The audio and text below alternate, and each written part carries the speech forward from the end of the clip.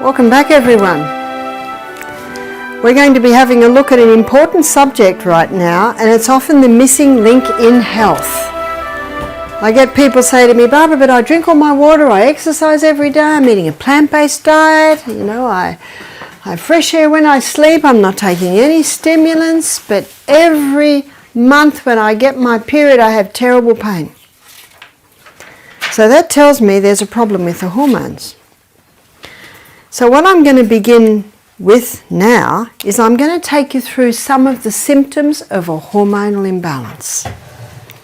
And Proverbs 11 verse 1 says that a just weight is not good, but a false balance is not good, but God delights in the right balance, and don't we, when the body is balancing right. That's Proverbs 11 verse 1. And our body runs according to precision balance. So what I'm going to do today is I'm going to have a look at what it's like when the hormones are out of balance.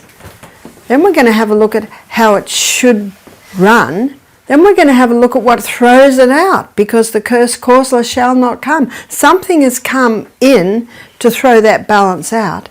And then the last thing we're going to look at is how to bring the balance back, because that's what the body desires. And the body's designed to heal itself, so all we have to do is work with those processes. So here are some of the symptoms of a hormonal imbalance in a female. Very early periods, normally 16 to 18, but most people have never heard of that today. We're getting girls starting to menstruate at 9 or 10. See, there's something amiss there. Heavy periods, very painful periods. Premenstrual tension, stress and anxiety at that time of the month. Endometriosis, too much of the lining of the uterus is wandering. And when a woman has endometriosis, she has terrible pain the week that she has her periods, and I'll show you why that is. Fibroids in the uterus, cysts on the ovaries, polycystic ovarian syndrome, cervical cancer, uterine cancer, breast cancer, thyroid problems, depression. These are some of the symptoms of a hormonal imbalance in a female. What about a male? What are the symptoms of a hormonal imbalance in a male? It can be low sperm count. It can be inability to hold an erection. It can be prostate problems. It can be too much of the female hormone causing a man to be effeminate. Too much of the male hormone in a female can cause her to be masculine. So what I'm going to do right now is show you how the cycle should run. But let me introduce you first of all to the hormones that are responsible. Notice what our sex hormones are made from. Cholesterol. Dr. Malcolm Kendrick, in his book The Great Cholesterol Con, this is what he said: for the first time, normal levels of a normal vital body substance is being called a disease. You can see why I memorized it. Well said.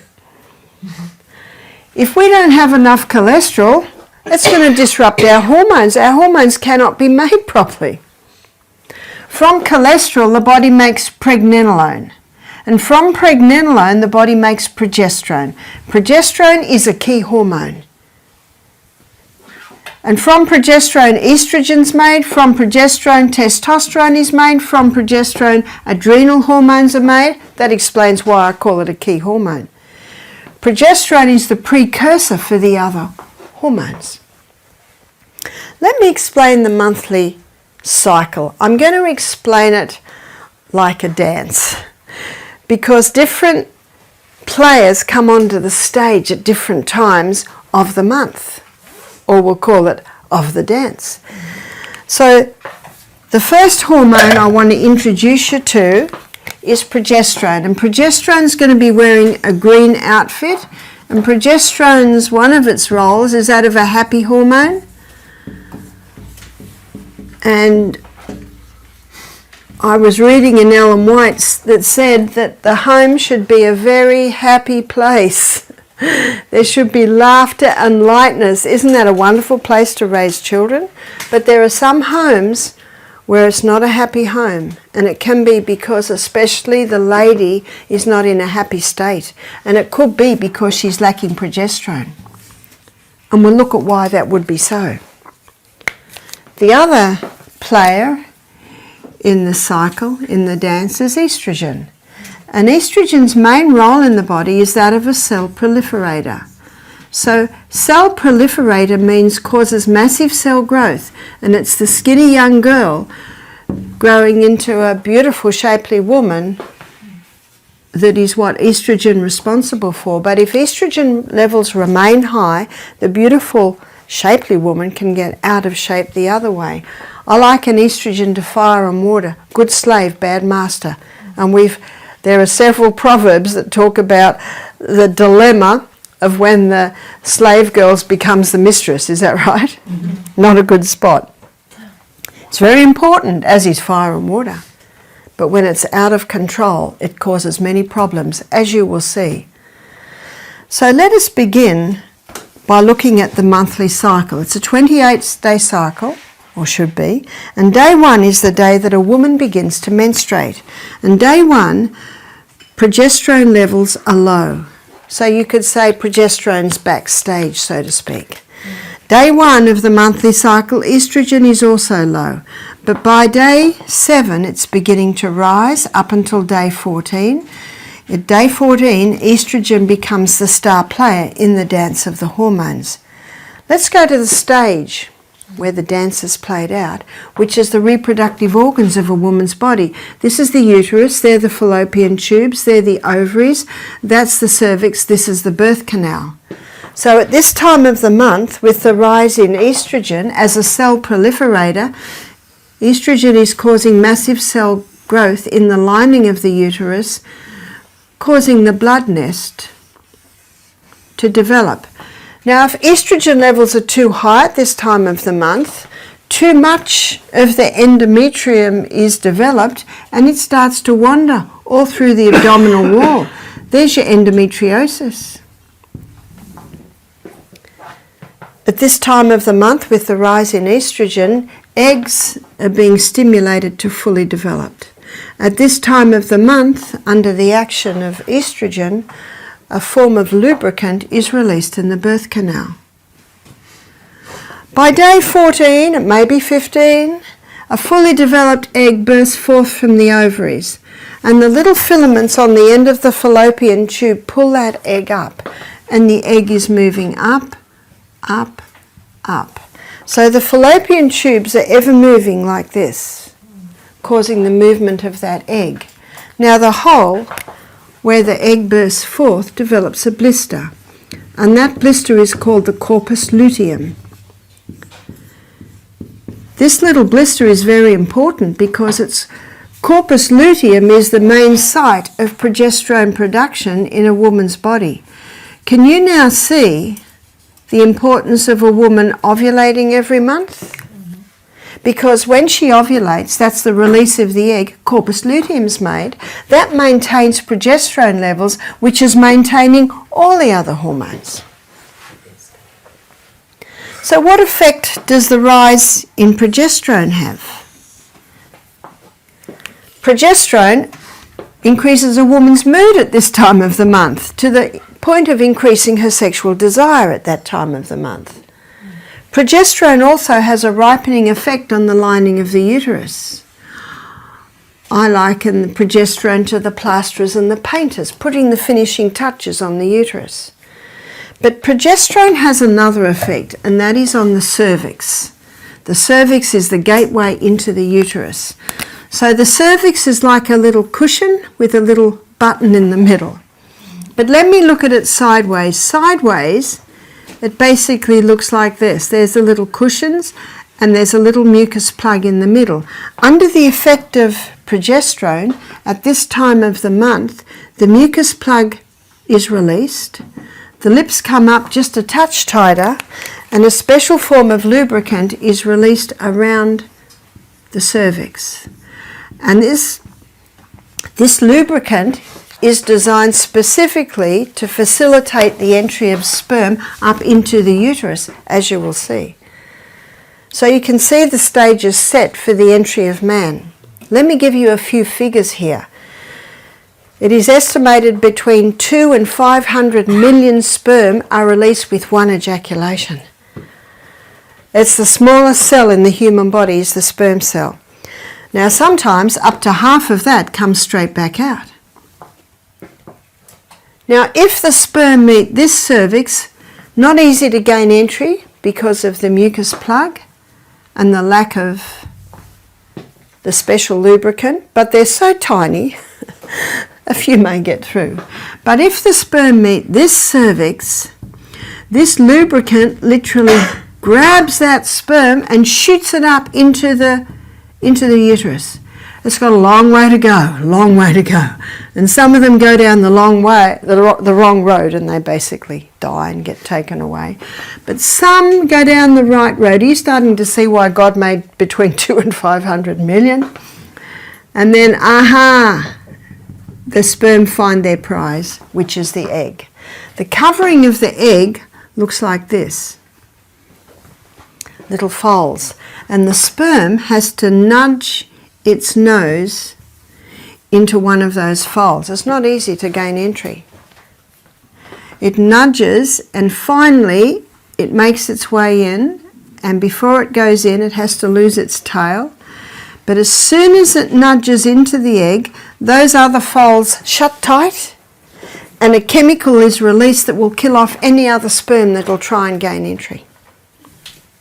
Incredible what science now shows us about the workings of the human body.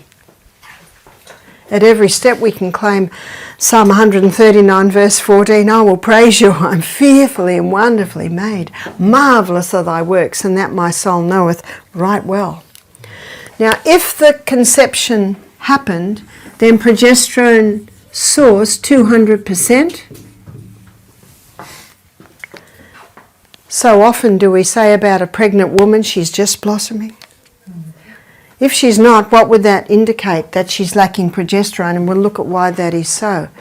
Progesterone is one hormone, whereas estrogen are three. You've got E1, which is estrone, and that's got strong cell proliferator action. Estradiol is E2, that's strong cell proliferator action. But estriol, E3, is a delicate estrogen, and it's estriol levels that rise in pregnancy. So what happens if conception didn't take place?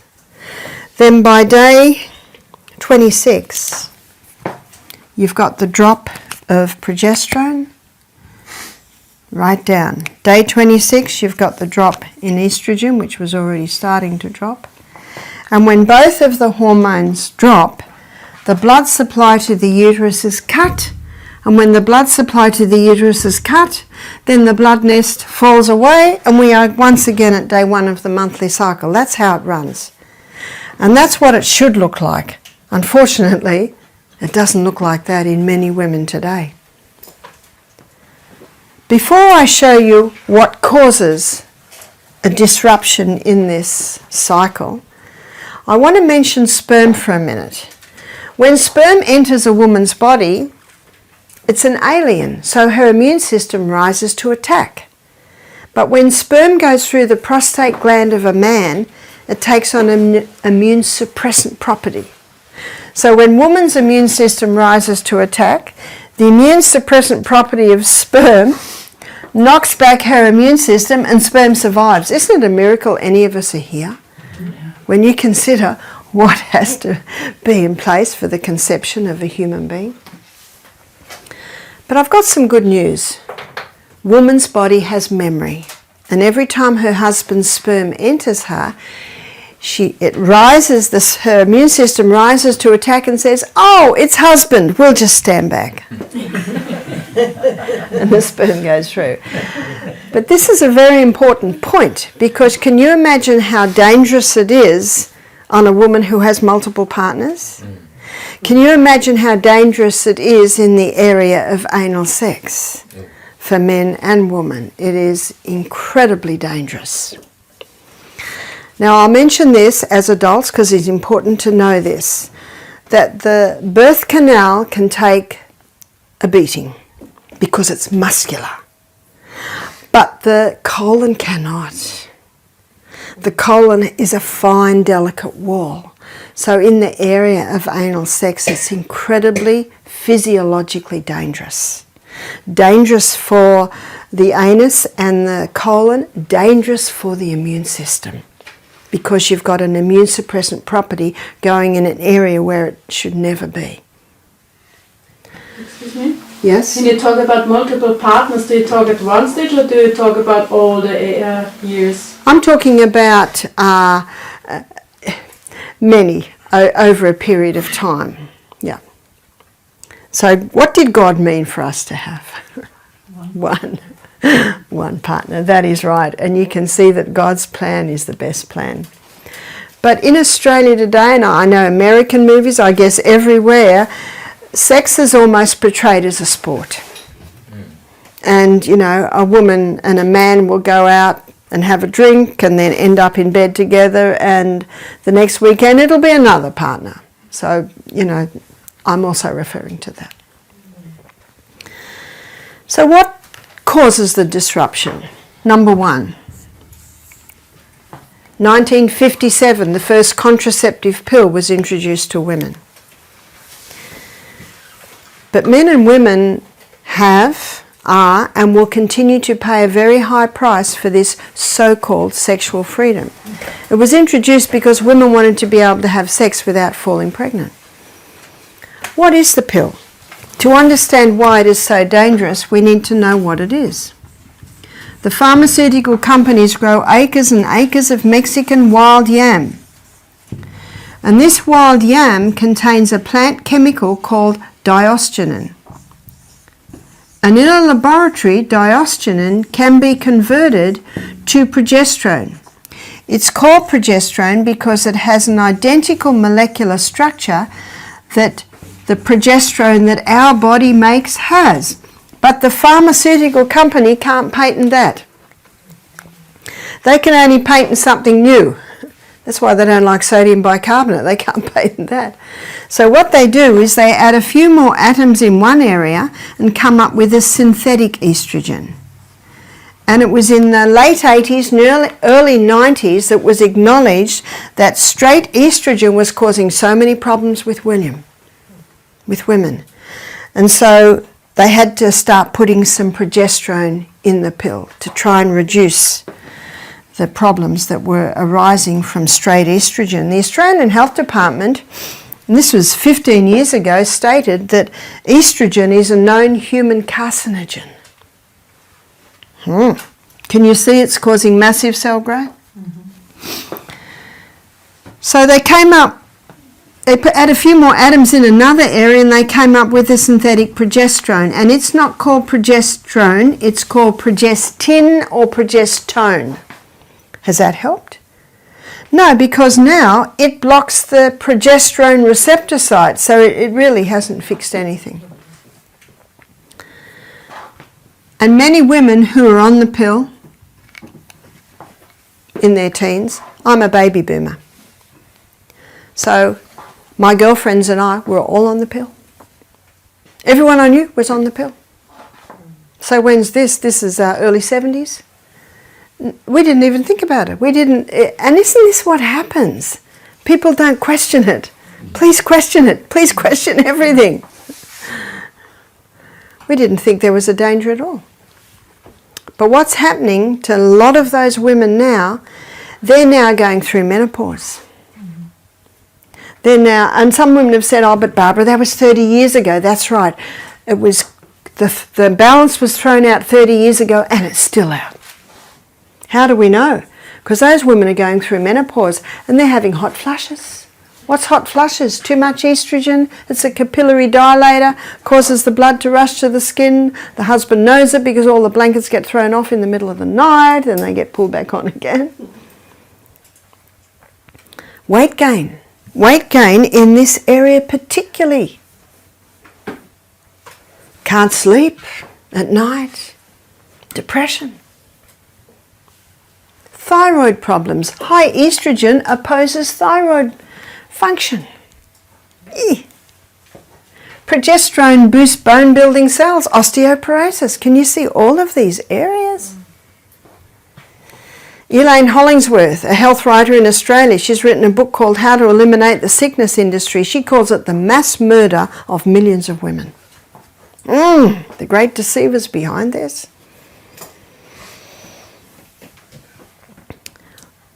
I believe that most doctors do the best they know. I believe most doctors are honest and true to their profession, but I do not believe the pharmaceutical company is. And that's who came up with this. And so we have a woman who's having hot flushes. She's the CEO of a big company. She's giving meetings and then the flushes come. She goes to her doctor. She said, I've got to do something about this. So he puts her on hormone replacement therapy. More synthetic hormones. She is happy because the flushes have stopped. Why have the flushes stopped? Because these synthetic hormones going into the body makes the body think it must be pregnant. So instead of putting the energies to the skin, it puts the energies internally. 6 years later, she's got a lump on her breast cancer. The doctor takes her off HRT immediately. Why? Because he knows. And if you say to the doctor, why did you advise it? He says, well, she was suffering and it brought her relief. And that is true. And not every woman will get breast cancer. That's also true. But I don't know about you. But if I was given the choice of flushes or breast cancer, I'd take the flushes. Yeah. And you see, the doctors are only trained that when there's a problem, here's what you give them. Here's what you give your guess. And many women love it because the flushes stopped. But drugs never cure disease. They just change the form and location. The body and the body alone is the effective healer. So it makes the most sense to work with the body systems. But I'm very glad to Dr. John Lee. Dr. John Lee in the 80s, he's the first doctor that blew the whistle on this. His book's called What Your Doctor May Not Tell You about menopause. So what's happening on the pill? And I want to show you what's happening on the pill. So remember, number 1 hormone should be progesterone. Here's our green. Number 2, estrogen. Month after month on the pill, no eggs released. That's what the pill does. There's no egg released because the body thinks it's pregnant. So no eggs released. So no corpus luteum's made. So where's progesterone going? Month after month on the pill with the synthetic estrogen, where's estrogen going? We've got now a big problem. It's called estrogen dominance. Where's estrogen? Up here. Good slave, bad master is the master. Where's progesterone, by the way? Down here. And what does this cause? This is the cause of the fibroids in the uterus. This is the cause of the cysts on the ovaries. This is the cause of the polyps in the uterus. This is the cause of the cervical cancer. It's one of the factors. Women having multiple partners and too much sex. It can certainly weaken that cervix. And when they're breaking every law as well. Can you see you've got some factors there? High estrogen causing too much endometrium. There's your endometriosis. And every month, when the levels drop and the uterus bleeds, all of those pockets bleed. That causes excruciating pain because that blood's got nowhere to go. One 25-year-old girl said to me, I've got endometriosis. I went to my doctor. He said, you'll be all right when you go through menopause. What's that, 25 more years of suffering? And what the doctor can do is he can scrape the pockets and that will bring a little bit of relief, but now we've got scar tissue there. If you don't eliminate the cause, you will never have a cure.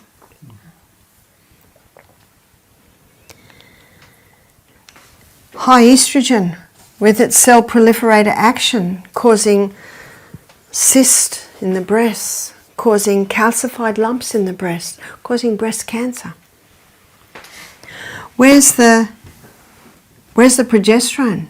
Happy hormone's gone. This explains the premenstrual tension. I said to one lady, do you get premenstrual tension? She said, no, I just hate my husband for a week every month. She's got it. Another lady said, I don't know, ask my husband. And he's going, yes.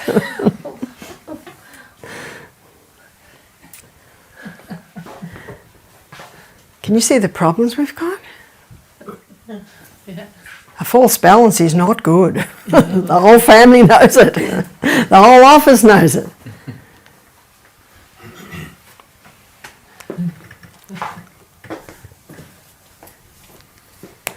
There's more. Because there are some people who have never been on the pill. Their mother was never on the pill. And by the way, if a woman's on the pill before she gives birth to her children, the man child and the woman child will both have some hormonal imbalances. So number 2, what causes a chicken to be fully developed in 5 weeks? Growth stimulants. Now it's against the law to give growth stimulants to chickens now. So they've genetically modified the chickens to produce more estrogen. That's why if someone wants to eat eggs and they want their own chooks, I say, do you know you almost have to go to a 100-year-old man who's got the chooks his father had and his father's had and his father's had.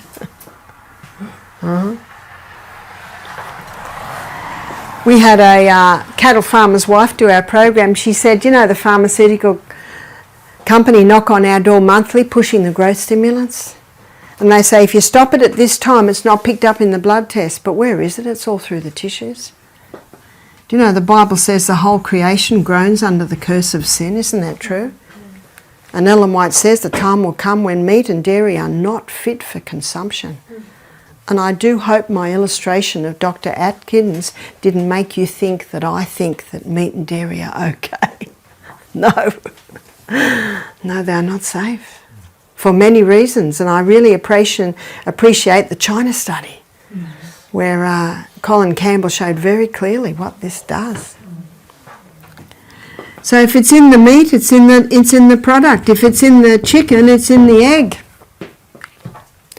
So what I really should say there, it's in the product. In fact, one of the worst is chicken. And how many people think the white meat's safer than the red meat? No. I've got a book at home by one doctor, and she claims that nearly every cancer can be just about attributed to chicken and what they're doing to chickens today.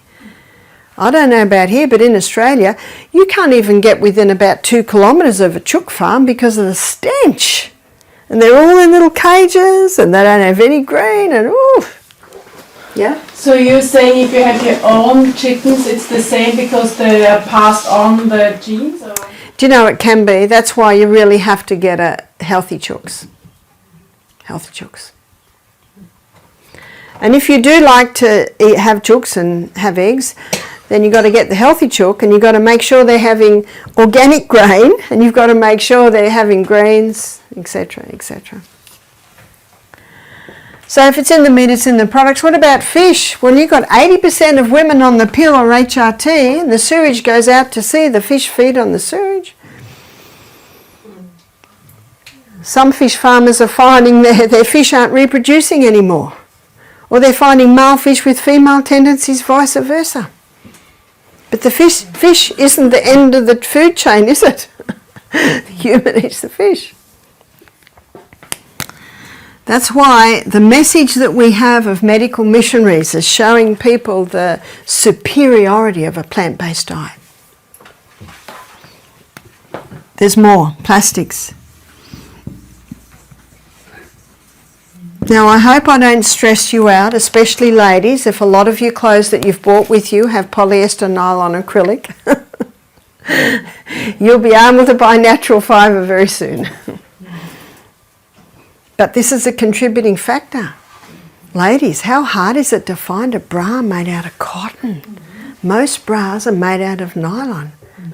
A lady said to me a couple of days ago, my husband said, you got to go out as quickly as possible and buy some cotton bras. And just watch what your underwear's being washed in. because your skin will take in those chemicals. So plastics, the plastic fibres are acrylic, polyester and nylon. They're the three really plastic fibres. Now I have got a very pretty dress at home and it's made out of polyester and I love it. But guess what? It doesn't touch me. I've got a silk petticoat on underneath. It's touching the skin. Be careful what you're drinking out of. You need stainless steel or glass, or you can get hard plastic. And hard plastic is free of the phenols. Let me show you what I mean by that. Estrogen, in its molecular structure, has a phenyl ring. That phenyl ring is the key that unlocks the door to get it into the cell. And most plastics today have nonylphenol to soften them, or they have bisphenol A. And bisphenol A is found in a lot of plastic bottles and also lining tins. You know how tin, have you seen when you buy something in a tin it's got a plastic lining, bisphenol A? But you can get plastic bottles. You've probably seen mine, the hard plastic. It's BPA free. So you can get the hard plastics which are BPA free. You see, those plastics have the phenyl ring. So when I was a teenager, that was in about the 60s, my brother's 2 years older than me. When he was 18, he got his first car. It was a Zephyr, second-hand. And he just loved his Zephyr. But the dashboard had a big crack in it. Did you notice that dashboards used to crack? Mm-hmm. They don't crack anymore. Oh, my brother had a way out of it. He put turquoise fur and then a cow with its head going up and down. That's very 60s, isn't it? They don't crack anymore. Why? Because of the nonylphenol. That's why if you get a new car, you've got to open those doors and let the sun and the air in for about a week. You've got to air it out. Yeah? Well, we don't talk so much about canned foods, but you'd say it's just as bad as plastic bottles. No, it's not as bad. Now, let me define this. If I'm travelling and I'm thirsty, I'll buy a plastic bottle of water and I'll drink it. And then I'll discard it. But remember, it's not the odd day you do it and the odd day you don't. It's what you do every day that has an effect on your body. Now, in the little book Steps to Christ, Ellen White says that's the determining factor in character. Character building, absolutely. But I take it into every day. But if you keep that plastic bottle and keep filling it, it'll discard, the phenols will discard more and more. So it's not the odd day you use a tin. Now, I don't use tins at home, very, very rarely. And tinned legumes, I don't use, but we have them at our health centre just in case the dish burns. We're going to produce a meal in 20 minutes because someone forgot to turn the flame down. Well, we've got some tinned legumes that we rinse very well and use them. So you see what I mean? It's not the odd day you do it or the odd day you don't. It's actually, she says, it's your habitual daily tendency. It's what you do every day that determines. If I'm eating out and my meal needs salt, I'll put sodium chloride on it. But that's rare. That's very rare. So remember, it's your habitual daily tendency that really determines your health. So these plastics have the nonylphenols in them. Herbicides and insecticides. Now the worst is the glyphosate, also Roundup, glyphosate. In some countries it has been banned. It is so dangerous. If you eat potatoes that are not organic, they use glyphosate to kill the tops of the potatoes. So every potato that's not organic will have traces of glyphosate in it. I know Sri Lanka has banned glyphosate because so many of their rice farmers were We're getting, it's more the endocrine cancers, so the liver cancers, and even their children were getting sick. In fact, we've always thought that the Roundup was safe. There's even been meetings where they drink it and say, see? Well, I wonder what they'd be like now. Because glyphosate works on the hormones in the plant, so it's going to work on your hormones. Also, chemicals, get the chemicals out of your homes. One of the first things people do is go home and go into their laundry cupboard, under their kitchen sink. Have a really good look at what's in there. Now, you might have heard of xenoestrogens. Xenoestrogens meaning estrogen mimickers. So these are your estrogen mimickers because of especially the plastics with the nonylphenols and the effect that they have on the estrogen receptor sites. So let me show you these estrogen receptor sites. Here's 3 cells. Here are 3 estrogen receptor sites.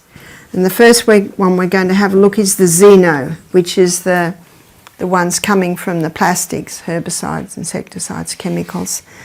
They are 20,000 times stronger than human.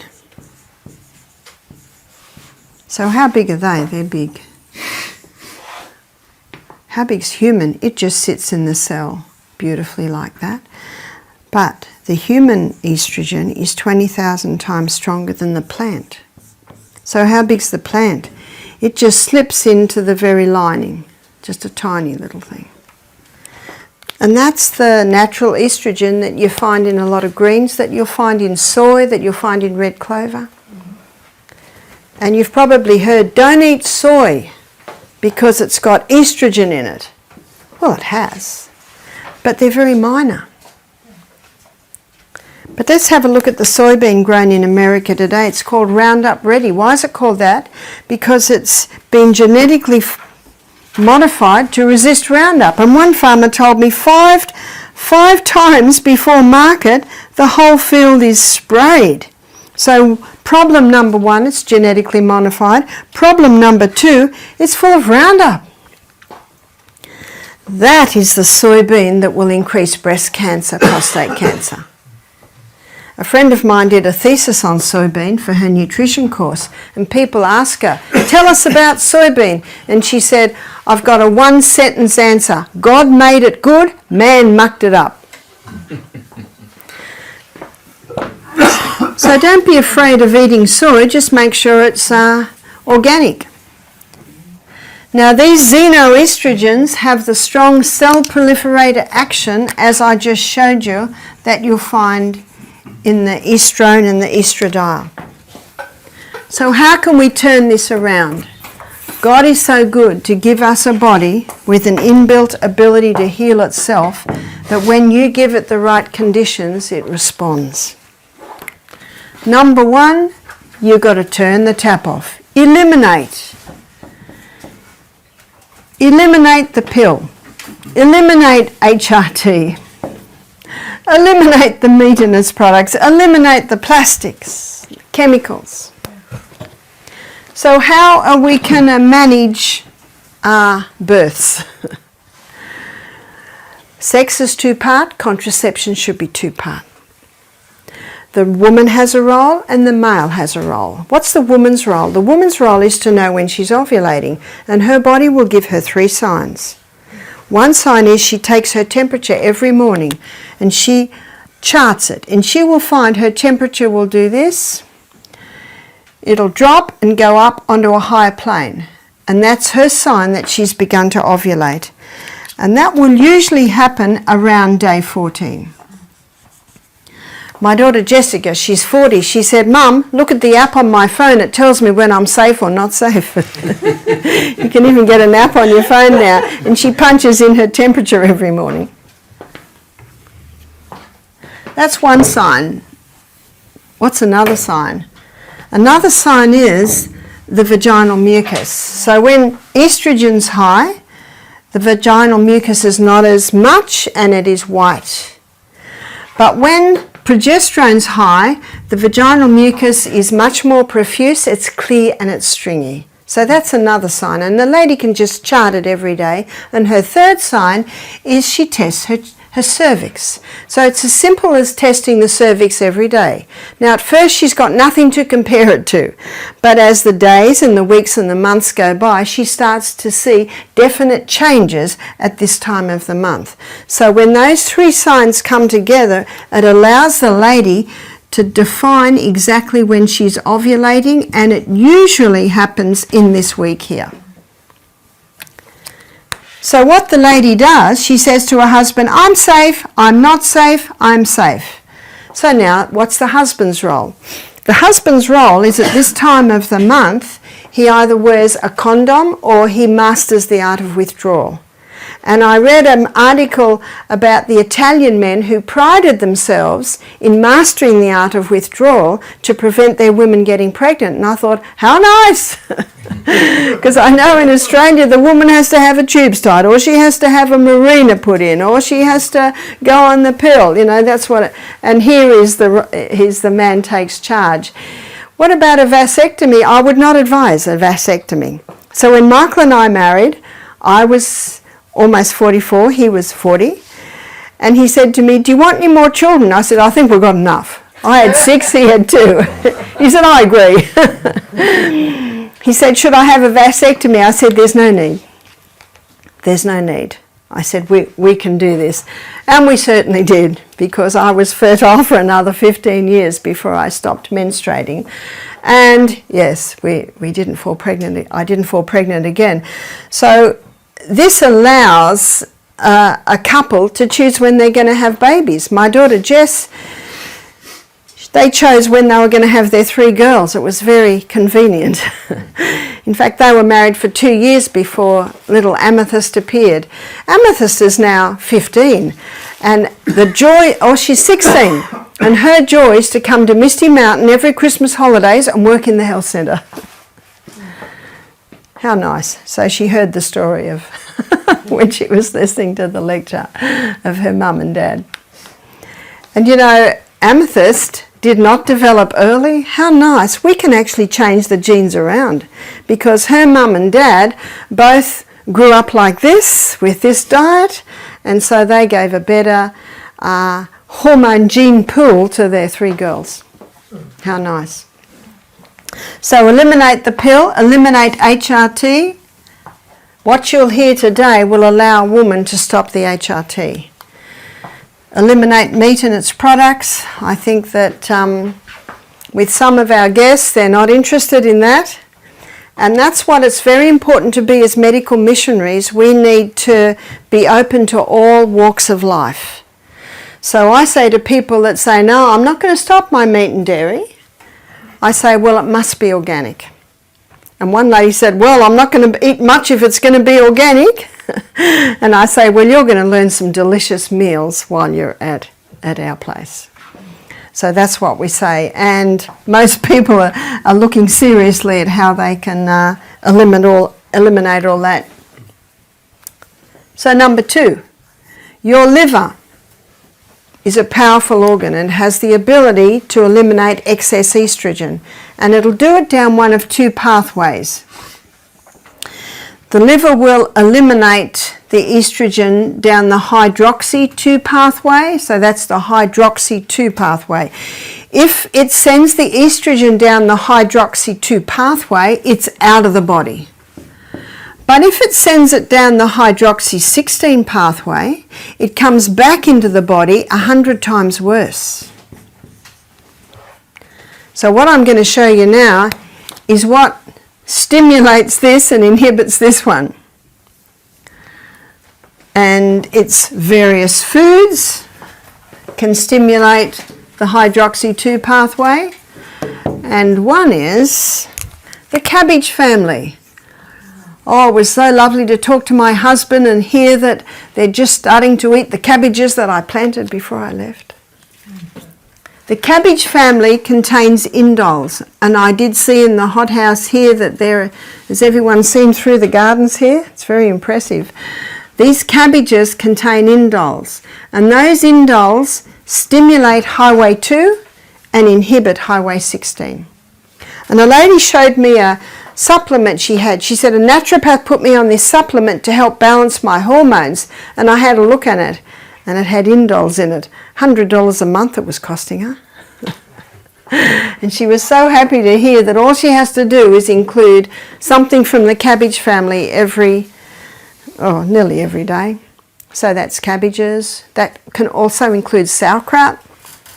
And sauerkraut's a great food to help maintain your good flora in your gut. And we'll look at that in a little bit more detail when we go on our journey through the gut. Brussels sprouts, broccoli, cauliflower, bok choy, they're all part of the cabbage family. So they all contain the indoles, which stimulate hydroxy 2 and inhibit hydroxy 16. Vitamin B. And the highest source of our B vitamins is found in our raw nuts and seeds. So it's nice to have a little handful of that every meal. Vitamin B6, B9 and B12 particularly. When we go on our journey through the gut, I'm going to give you the vitamin B12 story, which is very misunderstood. Vitamin B12 is a bacteria. Yes. So when you eat an apple off a tree or a strawberry straight off the plant, you're getting B12. I wash them if they've got dirt on them. But if they haven't got dirt on them, I don't wash them. Licorice. Now this is the herb licorice. If someone's got high blood pressure, no licorice, because licorice can pop that blood pressure up a bit. Yes? So the seeds and nuts, are they superior if they're soaked? Is it better if they're soaked? Many people say that.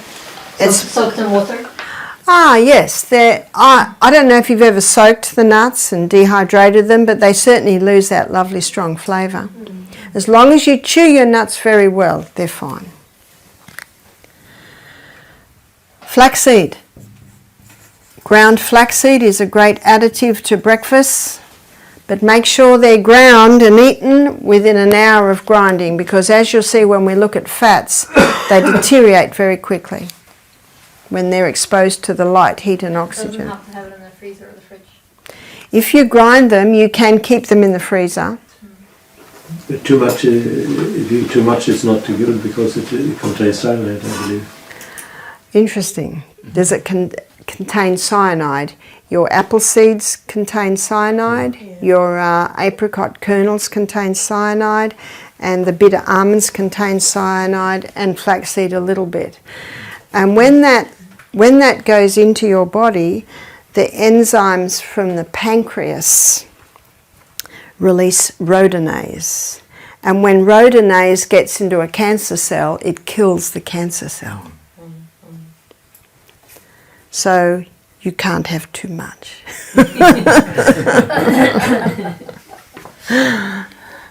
I don't know anyone who eats a cup of that a day, though, you see. Can you spell rhodonase for me, please? Rhodonase.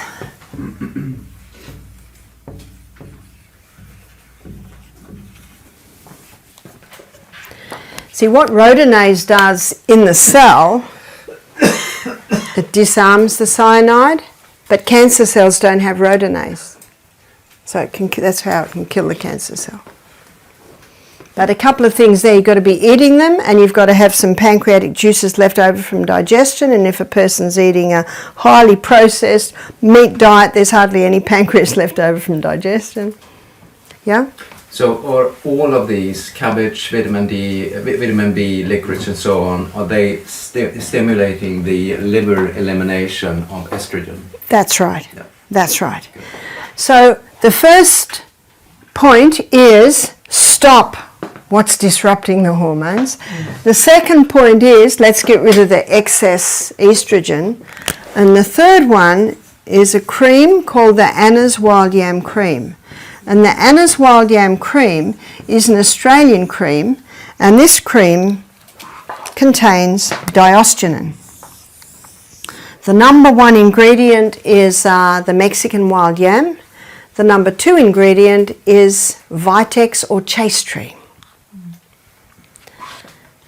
When this cream is applied to the skin, the fat cells take up the diosgenin and it stimulates this pathway that the body uses to make progesterone. And when you boost progesterone, you automatically bring estrogen under control. If the estrogen's too high, it'll bring it down. If it's too low, it'll bring it up. Same with testosterone and your adrenal hormones. You can order it online. Or if you get together and order a box, you'll get a cost.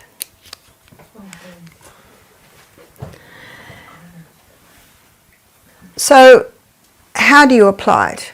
One finger dip, just past the nail bed. I did say a lady the first knuckle, but she thought that was the first knuckle and she went through the whole jar in a month. One jar should last about 3 months. So it's one finger dip and it's applied to the inside of arms one time, chest another time, abdomen another time, inside of thighs another time. You alternate your sites of application. It's applied morning and night for 3 weeks a month. So if a woman's menstruating, she's applying it for the 3 weeks where her progesterone level is highest. If a woman is not menstruating anymore, either because she has lost her uterus or she's finished, she's gone through menopause, then she just chooses 1 week a month where she doesn't apply the cream. One lady said to me, I used this cream and it didn't work. I said, oh? How long did you use it for? She said, 2 months. Well, let me show you what's happening with 2 months. She's got a major hormonal imbalance and her symptoms show that. After 2 months, where are the levels? About here. Where do we want them? We want them here. And so I suggest at least a year to get those hormones back into balance. When I was in the Bronx teaching a few years ago, they brought a 9-year-old girl to me that was menstruating. So I suggested the Anna's Wild Yam Cream for a year to balance her hormones. I met a 92-year-old lady who was on the Anna's Wild Yam Cream for her osteoporosis. You see, progesterone boosts bone building cells. I've seen many with thyroid problems go on the yam cream. Remember, the high estrogen opposes thyroid function. Get that estrogen down. It can be part of the programs that you advise as you start to put programs together next week for people with various illnesses. And you can see why. Yes? So how should you use Anna's Wild Cream due to osteoporosis? Same. Same. Okay. So that's the application for a woman. What about a man? A man applies it twice a day, but he doesn't have the 1 week break because men aren't cyclic like women. So why would a man use it? A man would use it for prostate problems. We had a guy do our program who was having a 3-monthly injection to try and get his testosterone levels down. You see, high estrogen in a man can get high testosterone, and that testosterone can convert into a form of testosterone that causes inflammation of the prostate gland. And let me tell you something very interesting. If a man has zinc every day, that zinc inhibits the conversion of testosterone to the dangerous form of testosterone. And what's the highest form of zinc? Pumpkin seeds. Yeah. Thank you, Casper. We all had pumpkin seeds this morning. In fact, one health writer said if every man was having adequate zinc, there would be no such thing as prostate problems. Interesting. And you can see why. So for a man, he would use it for prostate problems. And so this man, I started to tell you the story, he heard this. And he was having a 3-monthly injection to get his testosterone levels down. He developed breasts and he was having hot flushes. He heard this and he made a decision. No more hormone injections. He started to use the Anna's Yam Cream. He started to drink more water. He started to go to a plant-based diet. Because one cause of a hormonal problem can be just too much chicken and eggs. You can see that? He started to exercise, started to go to bed early, stopped his daily cup of coffee and his weekend red wine. Can you see that these are the true remedies? They're the true remedies. That's not the true remedy. They're the true remedies. That's your basis. Now this will certainly help. Remember Psalm 104 verse 14? God gave herbs for the service of man. So the herbs can come in and help, but you must have that foundation. And I think the reasons why, even though I was on the pill for a few years before I gave birth to my baby, I think because I lived the true remedies, I didn't see any hormonal imbalance in my children. They can do it, but they take a lot longer. Whereas most people with a hormonal imbalance, they're wanting help quick. And God gave the herbs for the service of man. So some say, well, what if you eat the wild yam?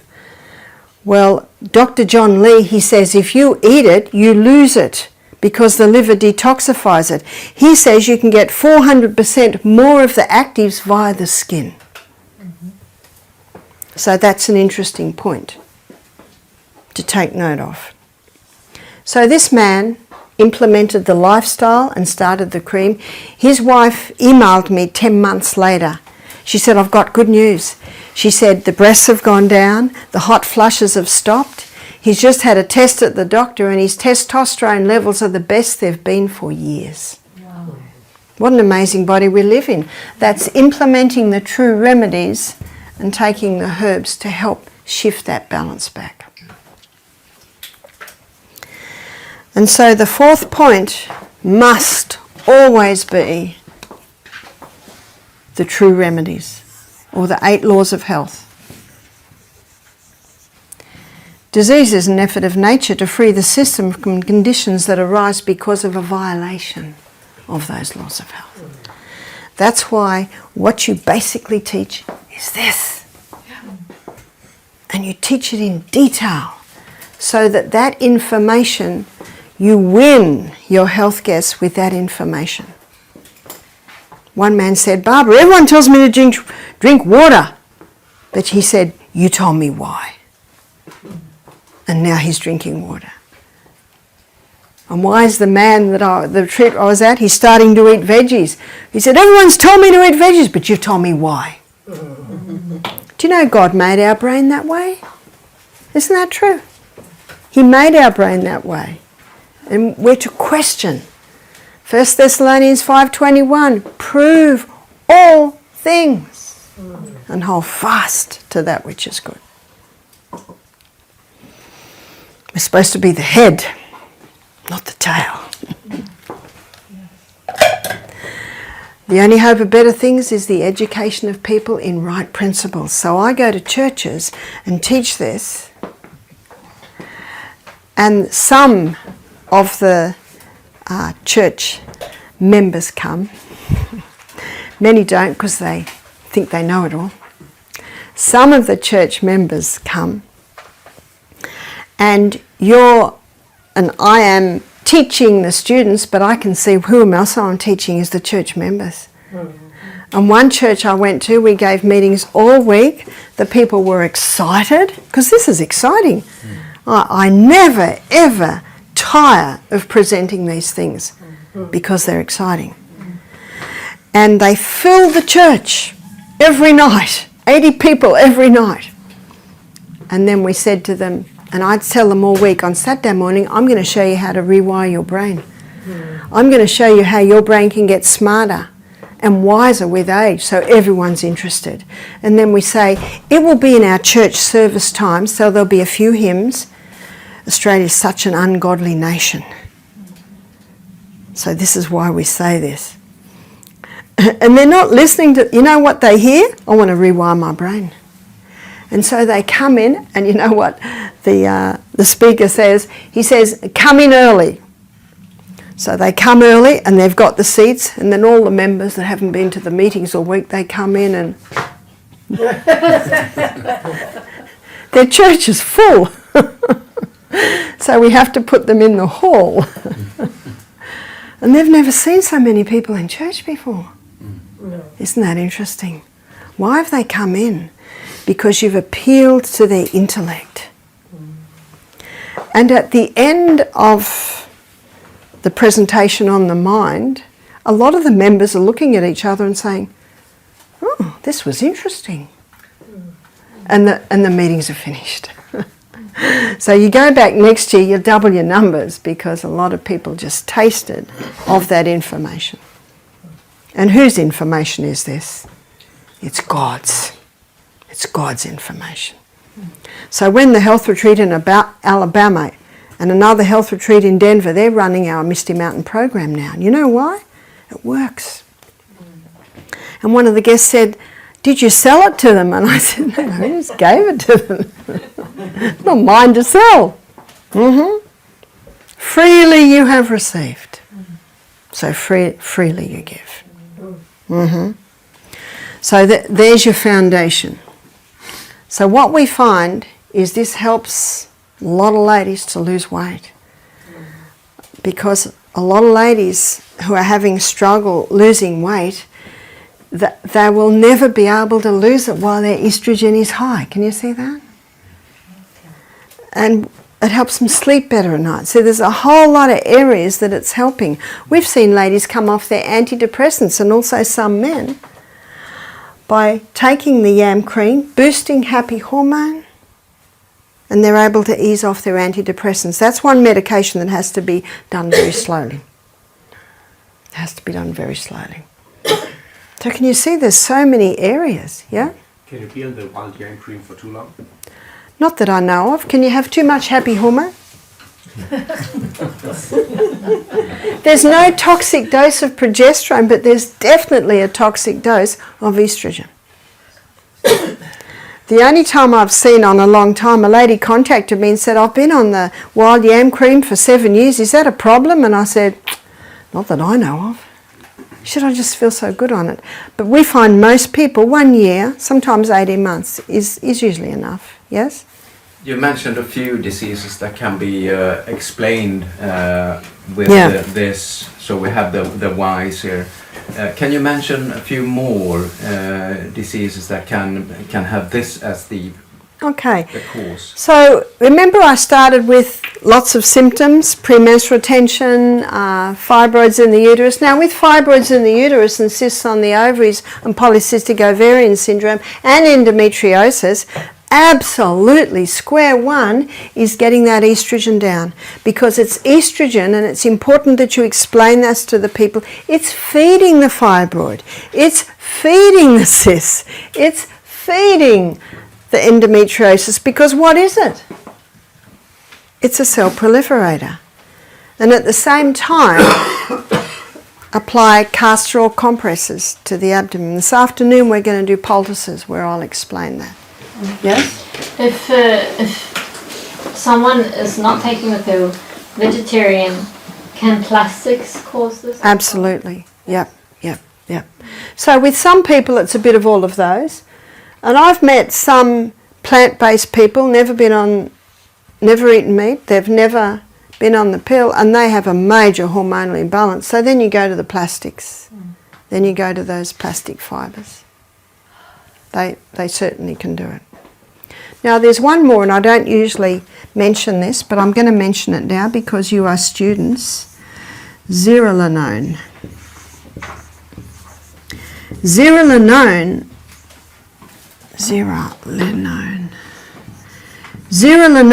is a mold waste. And zearalenone is commonly in grains. In fact, in most countries they test grain for levels of zearalenone. And zearalenone has an estrogenic effect. Now in Australia they test for zearalenone levels, but there'll never be zero zearalenone. You know how they say they consider this level safe but this level not? And Australia grows so much wheat. We grow mountains of wheat. and we store it in big silos. And you get a cold frosty morning and a hot sunny day, what's happening in the silo? It's a mould waste, it's zearalenone. Now the reason I'm mentioning it now, it has an estrogenic effect. So people that are eating cereal and toast for breakfast, sandwiches for lunch, pasta for tea and biscuit, cake mid-morning, mid-afternoon, there's that overload of carbs, but it's overload of one type of grain. What's that? Wheat. But it's only on wheat, or was it on other? It's mostly on wheat. Well, it's the wheat that they test because we grow so much wheat. We grow tons of wheat. Because Aussies eat so much wheat. You go into the cake shop. What grain is everything made out of? Wheat.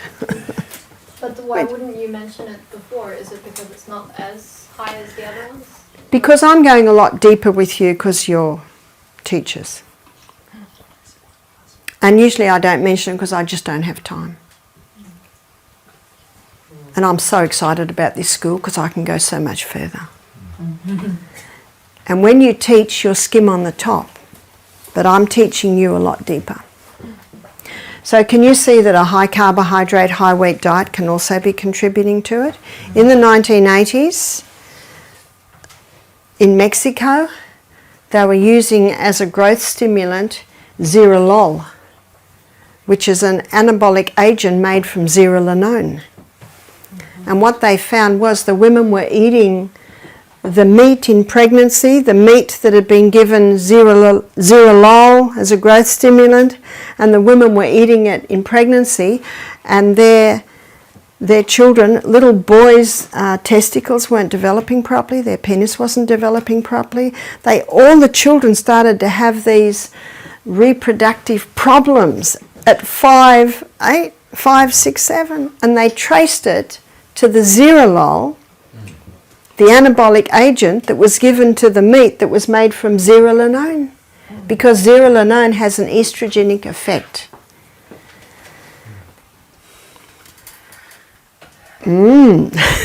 So this is another reason why get that wheat down, yeah? Are there other food with estrogenic effect?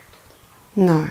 No, okay. Well, the plants, but I showed you the plants, it's very low. Okay.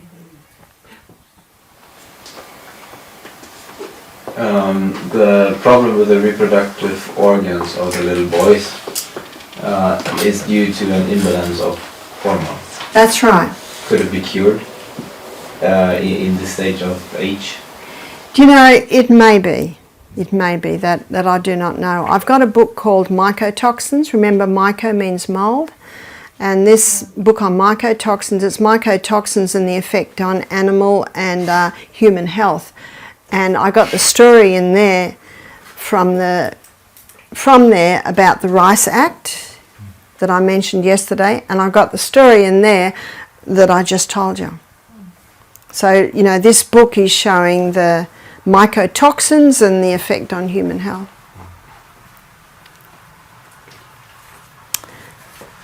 Yeah? And for those who can't take this, whether they are growing the flax seeds, but instead boil them a bit, is it wrong? I am one of those. Sorry, can you repeat the question? The flax seed. The flaxseed. Yeah, you said it's best when we grind them. That's right. But there are some people like me who have issues in digesting some types of food, like that becomes hard. So I normally put it in hot water to just soften. So you can't even eat it if you grind it? Because if you grind it, it's like a fine powder. It has to be total, it has to be into powder form. Yeah, yeah. So fine powder is not hard.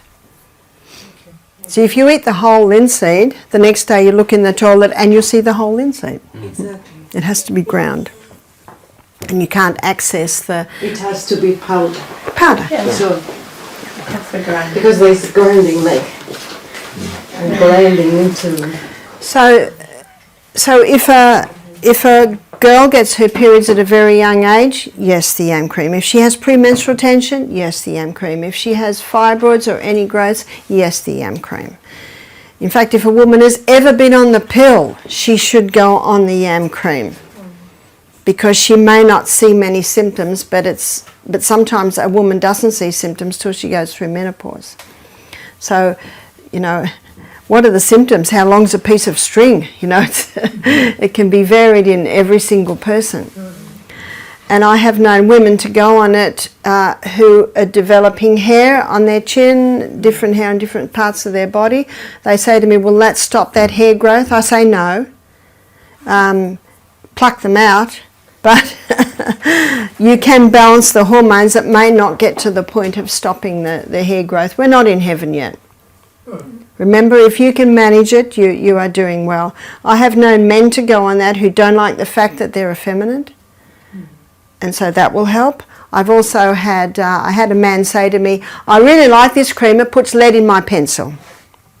So I think you know what I mean by that. It allows him to have erections, which he was unable to have. It may not bring a 50-year-old man back to what he was when he was 20, but it can certainly help. So there are so many areas where it helps.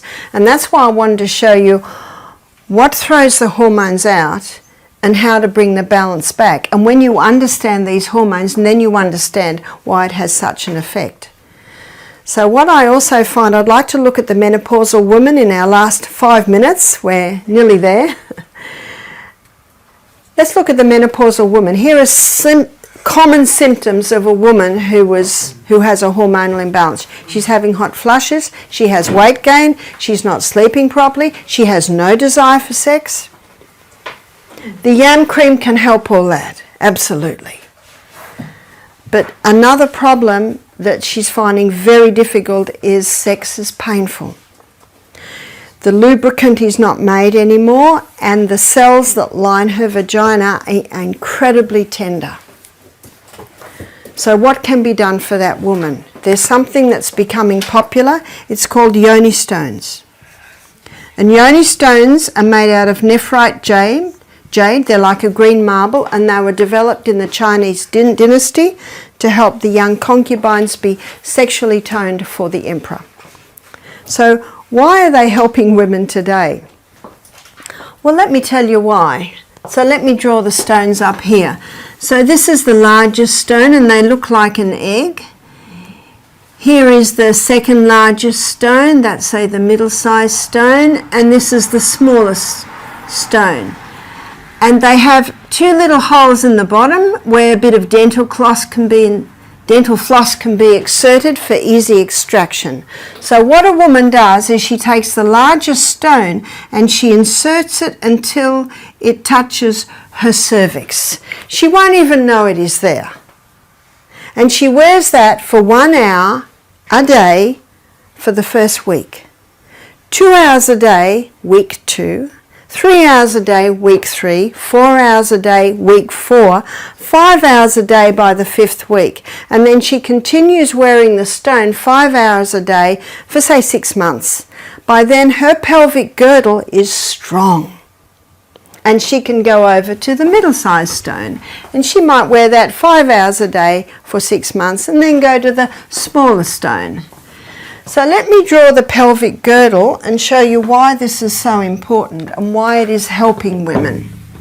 So the pelvic girdle when stretched out. So let's stretch out the pelvic girdle, and this is the belly button and this is the coccyx. So this is the urethra, this is the vagina, this is the anus. And this pelvic girdle is a muscular system. It's just all muscle. But around these areas here, the muscles are like this. So it's all muscle. And so when a woman is holding that stone, the muscles are holding it.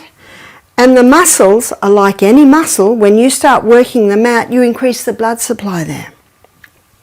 And when you increase the blood supply there, that blood supply, remember the life of the flesh? When you've got the increase in blood supply, you've got to that area an increase in oxygen, an increase in nutrition, an increase in water, an increase in waste coming away. And that blood supply feeds the glands that supply the lubricant. feed the cells that line the vagina, and after 3 months women are saying to me, "Thank you so much, Barbara. Sex is no longer painful. The cells that line my vagina are no longer ultra sensitive and the lubricant's returned." Can you see why they're becoming popular? Now, one lady who was 70 heard about this and she bought the yoni stones, and she said to me, "I put the largest stone in and it fell straight out." Now, what does that tell you? She has no muscle tone at all. She said, "What will I do?" I said, "Rebound. Get on the rebounder. 3 minutes, 3 times a day, and that will strengthen somewhat the pelvic girdle to the point that it will be strong enough to be able to take the stone." So why would she want the yoni stone? She's in her late 70s and sex is not a big part of their relationship anymore. She was incontinent. So when you strengthen the pelvic girdle, you automatically strengthen the urethral muscle, you strengthen the anal muscle, you strengthen that whole area. Muscle knows no age. And I've had ladies come to me and say, "I had a prolapse." What's a prolapse? That's when the uterus drops right down to the opening of the vagina. You can imagine how uncomfortable that is. And these ladies, both of them had surgery where the doctor said he could sew it up, but he had to put mesh in there. Now the mesh didn't work. So now they've got a prolapse with mesh until they wait until there's a vacancy in the hospital to have the whole uterus taken out. And then they heard this lecture, they said, "If only we'd known." So why does the doctor use mesh? It's not his fault. Because the muscles have no tone. He can't sew them up because there's no tone in them. It's our responsibility to keep our body fit, strong, well-nourished. So that if a problem arises, but by the way, I'd like to suggest if your body's fit, strong and well-nourished, you probably won't even have a prolapse. But then some women have had a prolapse because when they gave birth, it didn't go quite right, and the doctor did the best he could. But you see, we're fighting gravity here, and strength comes by fighting gravity. And it's also important for women to squat. Can you squat? Every day, every day. We should squat. My husband can even squat now. Now, he doesn't have a pelvic girdle like ladies do, but he's so excited that he can squat. Yes? What are the primary causes of bad muscle tone? Primary causes of bad muscle tone is basically a violation of the laws of health, but the cells aren't nourished, the cells aren't well watered, the cells aren't well rested, but the muscle cells are not used. But in that particular area, I mean, it's just enough to walk then and get that kind of exercise, or is it giving birth? Not many people walk. Not many people exercise. And you can't blame birth because I've had 6. You see, it's not birth. Women's body was made to birth. Yeah? Would the squats also have men who are urinating very often during the night? Yeah, it can help a little bit, but prostate problems, that is one area where the yam cream can help. Yeah. My daughter Emma gave birth to twins 17 years ago, and both twins were about 6 pounds, so that's a lot. She said that her stomach came out to her middle knuckle. That's a long way. And after she gave birth, if she coughed or sneezed or laughed, she'd lose a little urine. And she just thought, this is something that I have to live with because, the pressure of the babies. And then she heard about the yoni stones, so she ordered them. She used them, and after 3 months she could laugh, she could cough, she could sneeze, and she would not lose urine. She strengthened her pelvic girdle. Women that squat a lot have a much stronger pelvic girdle. I can squat easily because when I was pregnant with my last baby, he's 33 now, I read a book called Active Birth by Janet Velasquez, and she advocated squatting. So I squatted 10 minutes every day to get used to squatting. And when William was born, the whole baby flew out with one push with the bag intact. Oh, that squatting's powerful. They had to catch him.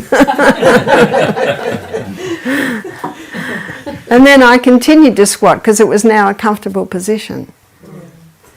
And you look in countries where women do a lot of squatting, they don't have near the prolapse problem. So it's just strengthening those muscles. It's using those muscles. Rebounding is really good for them on the rebounder. And strengthen your core. Strengthen your core from the outside. Look at your Pilates type exercises. They all strengthen the core. Remember, strengthening the core helps our spine. We have so much to give people, don't we, with this information. So much to give. Because God desires that we all prosper and be in health as our soul prospers. So let me say a word of prayer to finish our morning session. Father in heaven, thank you so much for what you've given us today. Thank you so much for this body which is fearfully and wonderfully made. Marvellous are these works that my soul knoweth right well. Father, give us all understanding, give us all retention, and show us where you would have each one of us. We pray in Jesus' name. Amen.